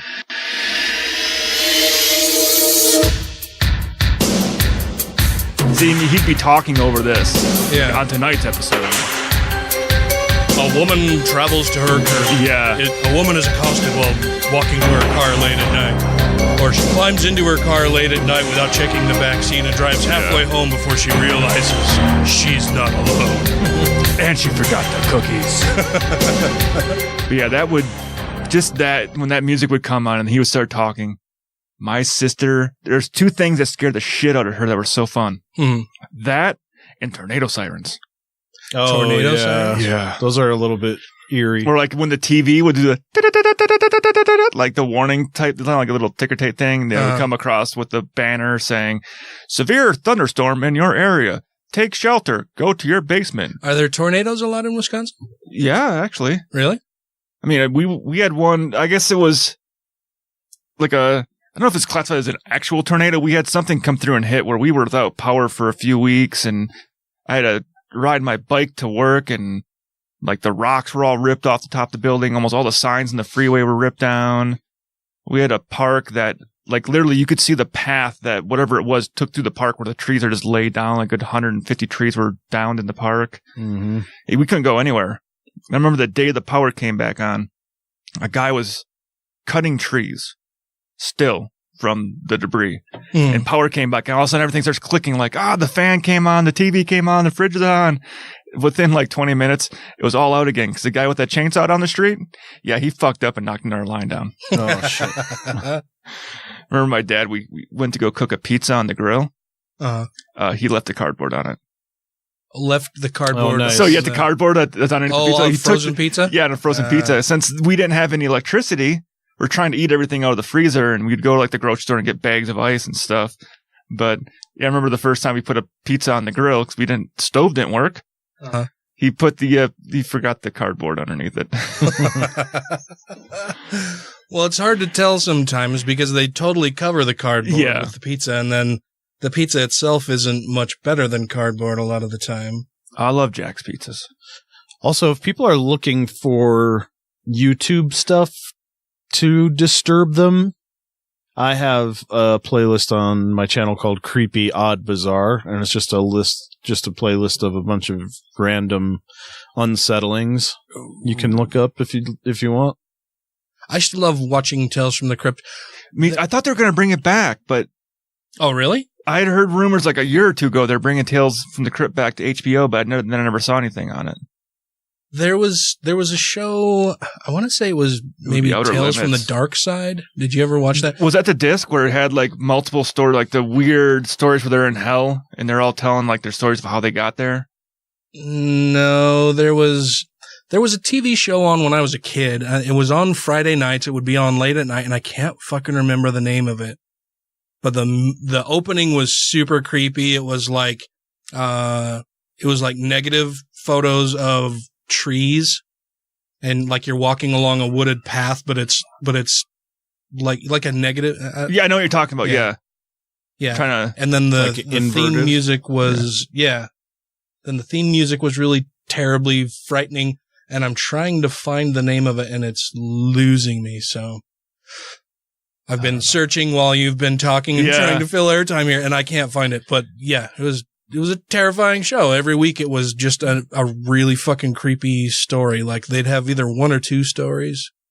Yeah, there's one where I remember, it kind of would take the old, sometimes they had like the monkey paw type story on there where, the person gets the wishes and the way the wish comes true isn't what they wanted. Like the guy wishes for a son back, but his son was killed in Vietnam. It's like, how can we make this the worst wish fulfillment? Yeah, so the casket comes rolling into the house and his son comes out of the casket screaming in pain because he was blown up in Vietnam. Why did you do this to me? Why did you bring me back? Yeah, not even that. It's a guy that's in there going, making all the noises.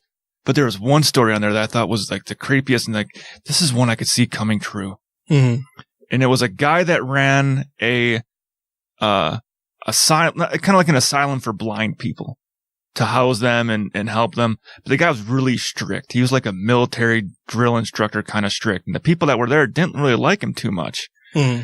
So the blind people ended up setting up a thing in the basement, blind, where it had different corridors, but all the corridors were filled with razor blades. Oh, they abducted him first. So they abducted the guy, locked him into a room. Mm. And they build this corridor outside with the razor blades on the walls on the inside. The guy also had 2 guard dogs that he loved. Well, they were starving the guard dogs. Mm. So when it comes time for them to let him loose, they blinded the guy so that he was as blind as they were and let him loose in the hallway filled with razor blades. So he's cutting himself, trying to find his way out. If you try to touch the walls, he's just touching razor blades and getting all slashed up. And then when he gets to the end of the little maze, it's 2 of his Doberman pinchers that were starving the whole time. The dogs eat him. Love you. So never trust blind people. Yeah, that would suck. Yeah. But there was a disc. I remember watching, it was like a series of movies. It's kind of like a rip-off of Tales from the Crypt. Mm. Where it'd be people were basically like in hell, in purgatory, telling their stories, and they would just basically, whoever's in purgatory with them would decide if you were a bad person or if you didn't deserve hell. And they all went to hell. And I still fucking love scary movies. Like that's oh yeah, horror movies is one of my favorite genres, if not the favorite. And I have a hard time because Tracy hates them. She won't watch scary movies. I don't like horror films that rely on the jump scares. No, I don't either. Yeah. I like either really intelligent movies that are horror based, that scare you because it's just a creepy story, or I like very violent, gory ones where they're just like entirely creative in the ways in which they use the gore. Yeah. Yeah, those are fun. Like just a gore fest, terribly bloody movie where they're really imaginative in the way that they use Saw? the gore. Those are fun. Saw's maybe, sure, some of them. Saw's useless like violence, but in a very creative way. Yeah, I like the first Saw. Yeah. I couldn't tell you that I know I've seen maybe a couple others, but I haven't watched all of them for sure. So a little history behind the first Saw movie. He was a graduating film student who didn't have enough money to afford all the sets that he wanted to go film at for his movie. I think you told us this last week or the week before. So he changed it so it was all one spot. You don't have to move your cameras around. You don't have to pay for locations. He can only afford one location to shoot in, so he just shot that one location. And now that guy's filthy, stinking rich. They've been making a movie every fucking year, it seems like, since that one. When I know Matt has some much creepier stories for us. Yeah, we're not very creepy. Let's do those. I do, yeah. Okay, let's do those. They're coming to get you, Barbara. Elisa Lam was a student at the University of British Columbia when she took a trip to the Cecil Hotel in Los Angeles and disappeared. On February 6th, a week after Lamb had last been seen, the LAPD decided more help was needed. Flyers with her image were posted in the neighborhood and online. It brought the case to the public's attention through the media. On February 14th, another week with no sign of her, the LAPD released a video of the last known sighting of her, taken in one of the Cecil's elevators by a video surveillance camera. It drew worldwide interest in the case due to Lamb's strange behavior and has been extensively analyzed and discussed. In the clip, the camera at one corner of the elevator's cab rear corners looks down from the ceiling, offering a view not just of its interior, but of the hallway outside. It's somewhat grainy, and the timestamp at the bottom is obscured. At some points, Lamb's mouth is pixelized. Before I keep reading, the timestamp obscure thing is kind of one of the mysteries about this. Like why it was obscured? Yeah, it appears as if the entire video that the hotel released was slowed down for some reason, and it's missing 54 seconds of video. So just keep that in mind. Okay. At the start of the video, Lamb enters the elevator clad in a red zippered hooded sweatshirt over a gray t-shirt with black shorts and sandals. She enters from the left and goes to the control panel, appears to select several floors, and then steps back to the corner. After a few seconds, during which the door fails to close, she steps up to it, leans forward so her head is through the door, looks in both directions, and quickly steps back in, backing up to the wall and then into the corner near the control panel. The door remains open. She walks to it again and stands in the doorway, leaning on the side. Suddenly she steps out into the hall, then to her side, back in, looking side to side, then back out. She then steps sideways again, and for a few seconds she's mostly invisible behind the wall. She has her back just to the outside, and the elevator door remains open. Her right arm can be seen going up to her head, and she turns to re-enter the cab, putting both hands on the side of the door. She then goes to the control panel, presses many more buttons, some more than once, and returns to the wall she had come into the elevator from, putting both hands over her ears again briefly as she walks back to the section of the wall she had been standing against before. The elevator door still open. She turns to her right and begins rubbing her forearms together, then waves her hands out to her sides with palms flat and fingers outstretched, while bowing forward slightly and rocking gently. This can all be seen through the door, which remains open. After she backs to the wall again and walks away to the left, it finally closes. During the search for Lamb, guests at the hotel began complaining about low water pressure. Some later claimed their water was colored black and had an unusual taste. On the morning of February 19th, Lamb's body was found in one of 4 1,000-gallon tanks, providing water to guest rooms, a kitchen, and a coffee shop. The tank was drained and cut open since its maintenance hatch was too small to accommodate equipment needed to remove her body. On February 21st, the Los Angeles Coroner's Office issued a finding of accidental drowning. I've never made that mistake before. She drowned it. She drowned it. So the Coroner's Office issued a finding of accidental drowning with bipolar disorder as a significant factor. The full coroner's report, released in June, stated that Lamb's body had been found naked, clothing similar to that which she was wearing in the elevator video was floating in the water, coated with a sand-like particulate. Her watch and room key were also found with her. Lamb's body was moderately decomposed and bloated. It was mostly greenish, with some marbling evident on the abdomen and skin separation evident. There was no evidence of physical trauma, sexual assault, or suicide. Toxicology tests were incomplete because not enough of her blood was preserved, but showed traces consistent with prescription medication found among her belongings. a very small quantity of alcohol, about 0.02, was present, but no other recreational drugs. So some of the major unresolved issues, the investigation had determined how Lamb died, but did not offer an explanation as to how she got in the tank in the first place. Doors and stairs that access the hotel's roof are locked, with only staff having passcodes and keys, and any attempt to force them would supposedly have triggered an alarm.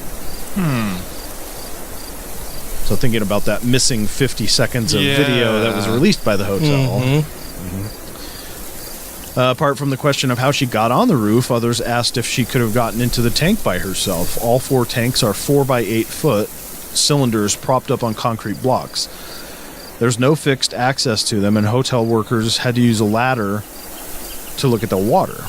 They're protected by heavy lids that would be difficult to replace from within.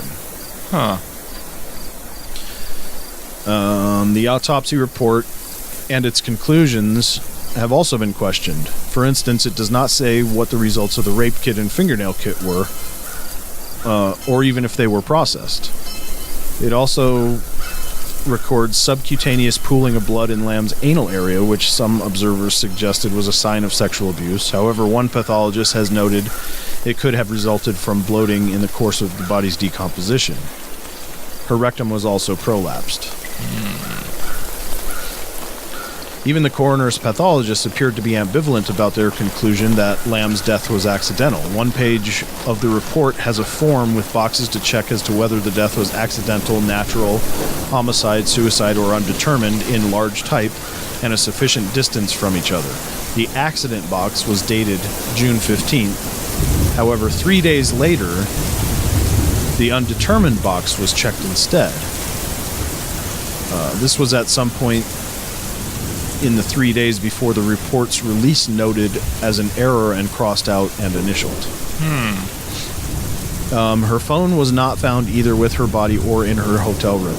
It's been assumed to have been stolen at some time around her death. It's pretty much all... I mean, there's tons of stuff online about what people think happened, maybe, or whatever, but that's all the known stuff for sure. And watching her in the elevator is really bizarre. I don't know if you guys have seen the video. I don't think I have. We'll probably have to watch it after this. Yeah. Well, so it says that she suffered from bipolar disorder. So that would account for maybe some of the weirdness of her going in and out of the elevator. And maybe it would, but... Or did she know someone was after her and she was in the elevator and it wasn't working? What it looks like to me. Like, she thought someone in the hotel staff might be after her and she's freaking out because shit's not working. She can't escape. She's trying to get something out of her room, maybe, get away. It sure looks to me like she's afraid of something. But it also and I don't have bipolar, so I don't know what the mania is like or what her swings were like or whatever. But it also sounds like the cops would have almost had to have been in on it too if they're like all the reports, the dating on them, and not releasing the rape kit and the fingernail kit, saying, well, we're not going to show you what those had in them. It could just be... Well, they might have just not even been processed. Yeah, because I mean, I think because the coroner initially listed her death as accidental, I think then probably they're just like, okay, well, we don't need that. Yeah, it's a different way to handle a body after that, you know? Which I think they should always treat suspect cases as a homicide right off the bat, just because... Follow every avenue instead of closing to try the door. To preserve all of the evidence available. Right. Your suffering will be legendary, even in hell. This one is interesting because I think a couple of urban legends and sort of street wisdom, well-known street wisdom, have come from this guy, and nobody even knows that's the reason for it. Have come from this guy? This guy named Dean Corll. Oh, Dean Corll. That sounds familiar. Corll. I was just thinking the same thing. Corll! Yeah. Get back in the house! It's literally Corll. Huh. Corll. But I think you will see what I mean. So this is not recent. The Dean Corll is a long time ago.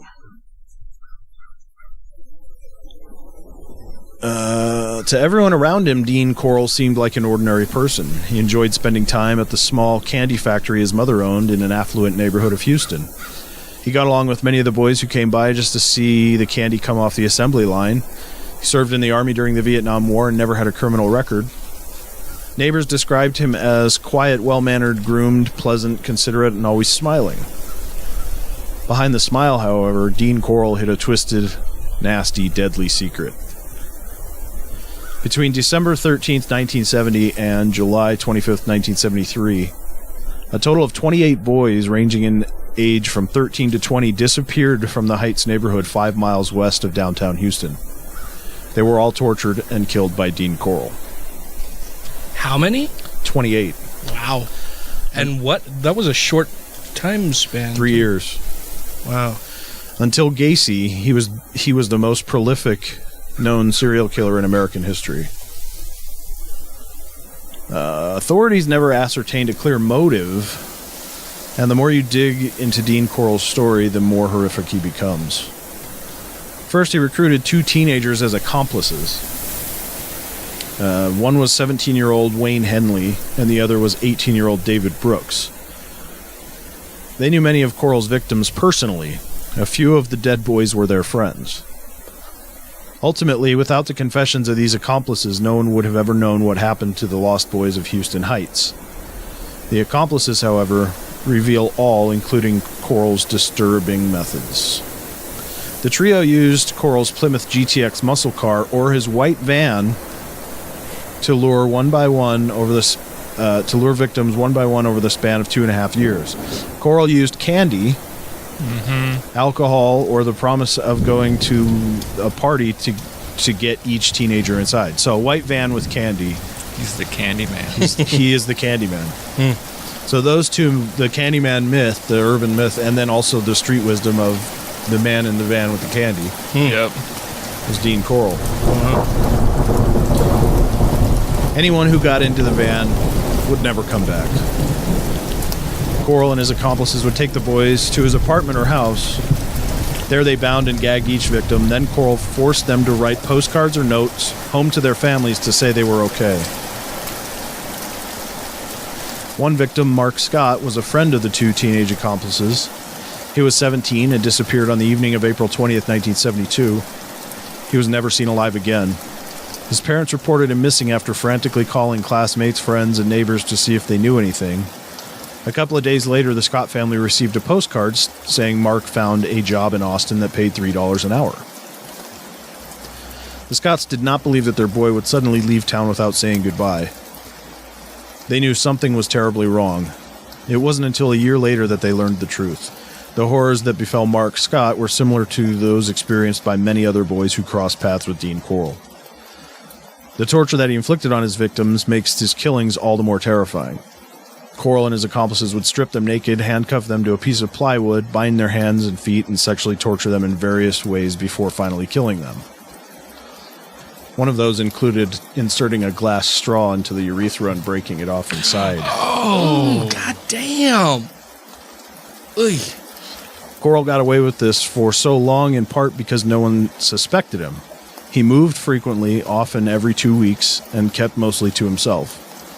The murders only stopped because Henley, one of the accomplices, had finally had enough. The young man grabbed Corll's gun, screamed he couldn't kill any more of his friends, and shot Corll in the head at his rental home in the Houston suburb of Pasadena.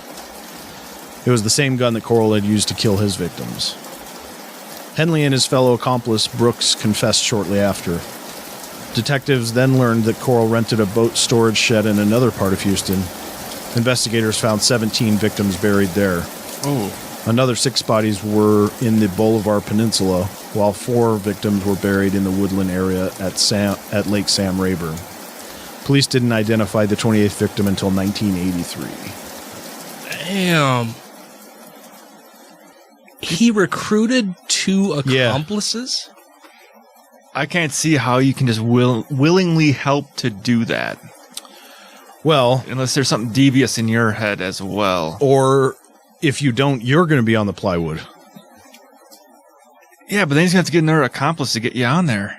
I mean, he had the balls to shoot him in the head finally, so he probably had many opportunities to do the same thing.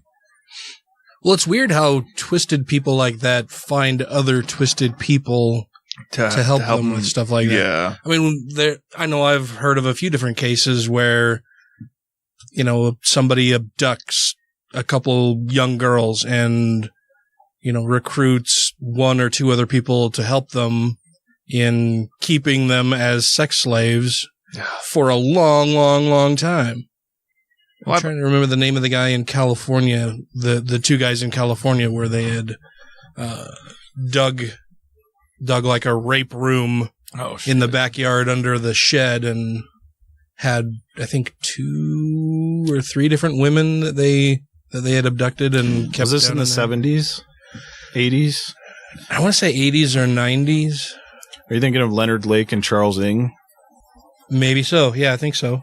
Because they had some setup similar to that. Yeah.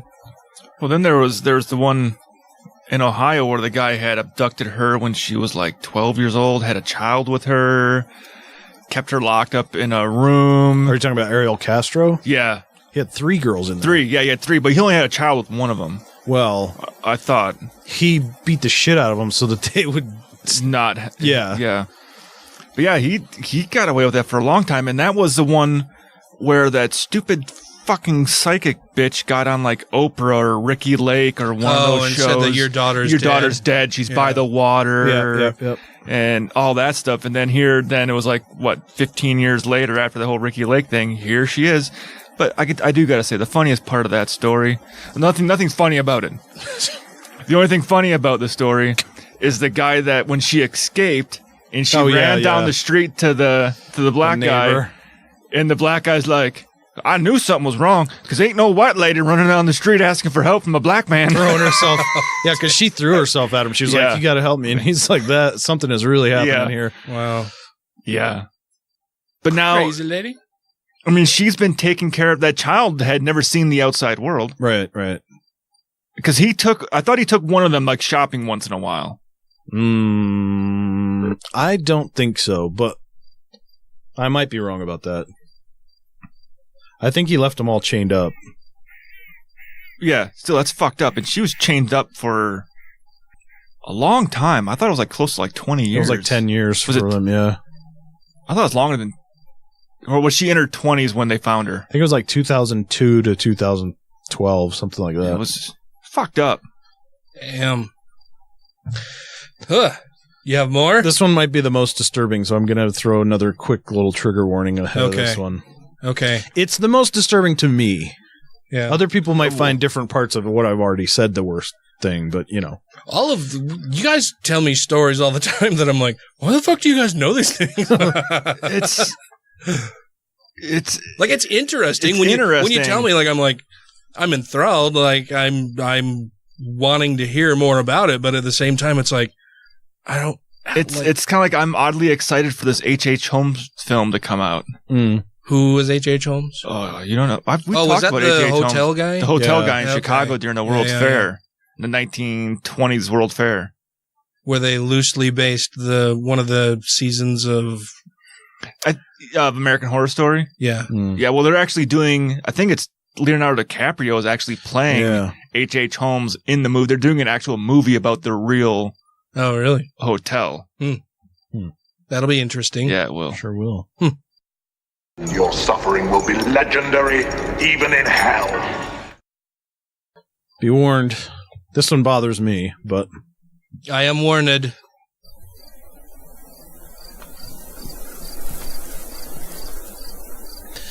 CCTV surveillance from the New Strand shopping centre in the UK, taken February 12th, 1993, shows Robert Thompson and John Venables casually observing children, apparently selecting a target.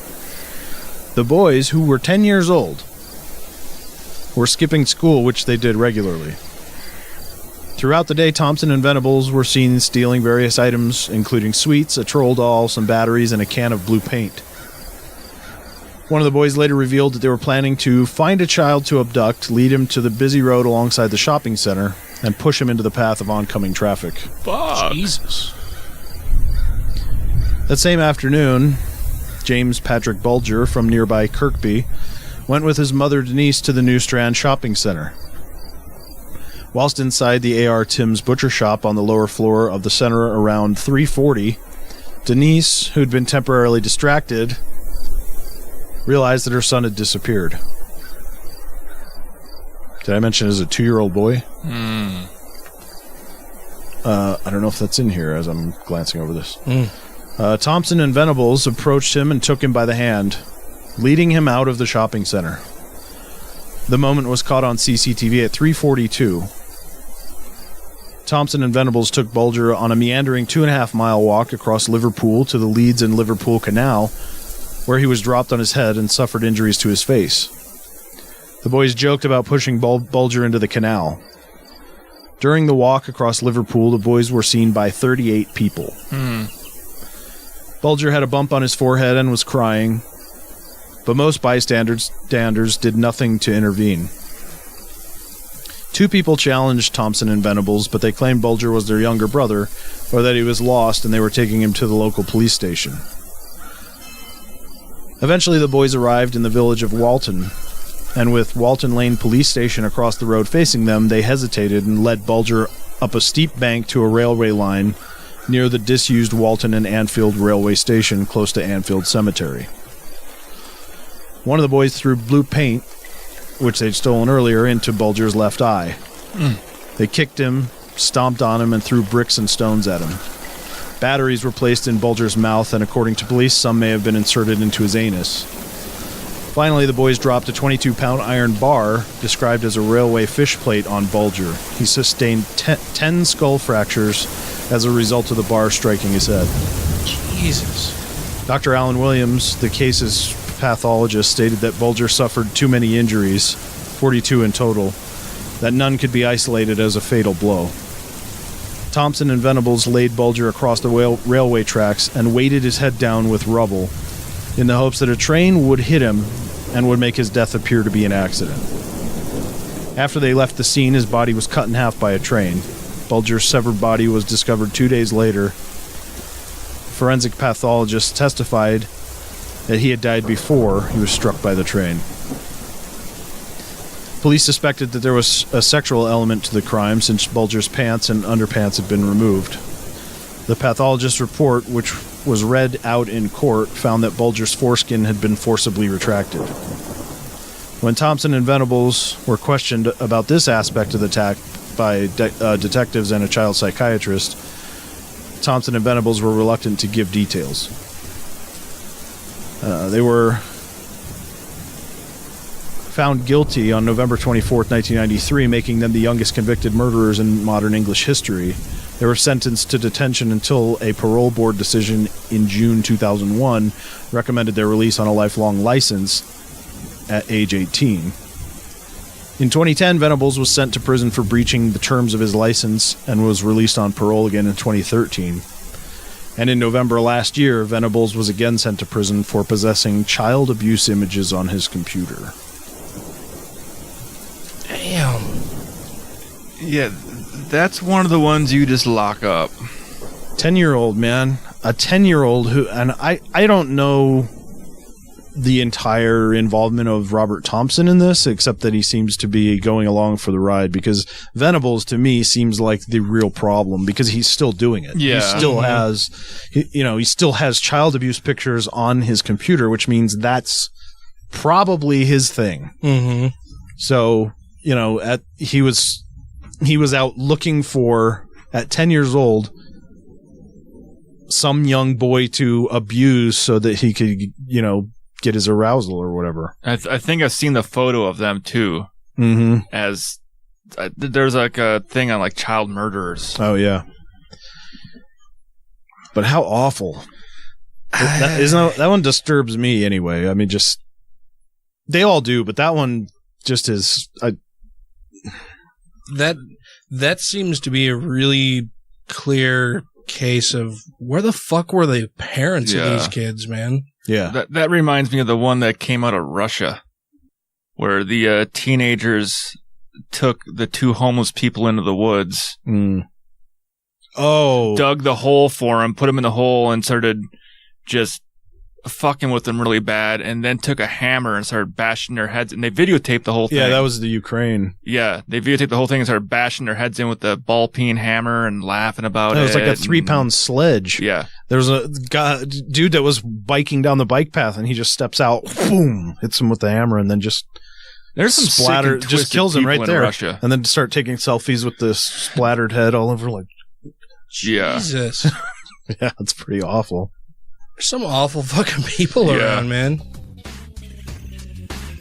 If you have questions, comments, concerns, compliments, corrections, criticisms, or concepts for content, contact the show via email at godlessrevolution@gmail.com, by text or voicemail at 330-81-REBEL, or Twitter the Twatter at TGR Podcast. Thank you! I'm sorry I'm upsetting you, David, but you don't understand what's going on. I understand, all right. You're one of the undead, and I'm a werewolf. Thank you all very much for tuning in this evening. That'll wrap up tonight's special Halloween episode. Hope you liked it. Of the Godless Revolution. Something a little different. Yeah, we've done previous shows on Halloween. I think we've talked about like the origins of Halloween. I think we Samhain and all that stuff. Yeah, I think we did some scary stories once or twice, maybe. We never like dedicated half a show to it. Yeah. Yeah, this was fun and interesting. I liked it. I liked it a lot. Before we go, I want to make sure that we thank our Patreon supporters. Alan Filth. Necromania. Christy Killback. Straight Theist. Scary Wilson.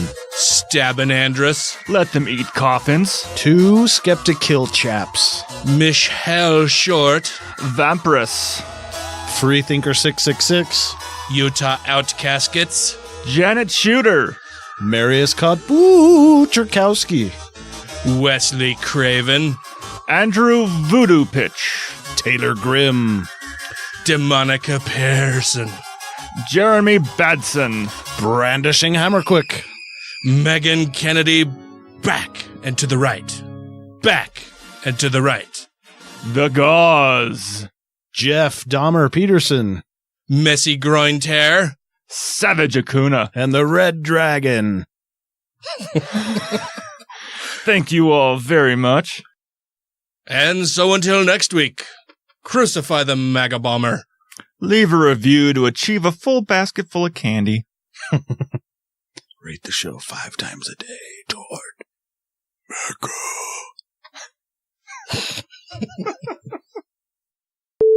Yeah, it helps if I start recording, if I'm going to start talking. Those are funny moments that never get recorded. Yeah, the times where I start talking and we're not recording. And then you point to the thing and you're like, oh, hey, dummy. I love nachos. I've always wanted a nacho cheese dispenser. $1 million dream home buried behind decades-old trees sits empty. The new owners who bought the... Oh, my God. Why do I do this every time?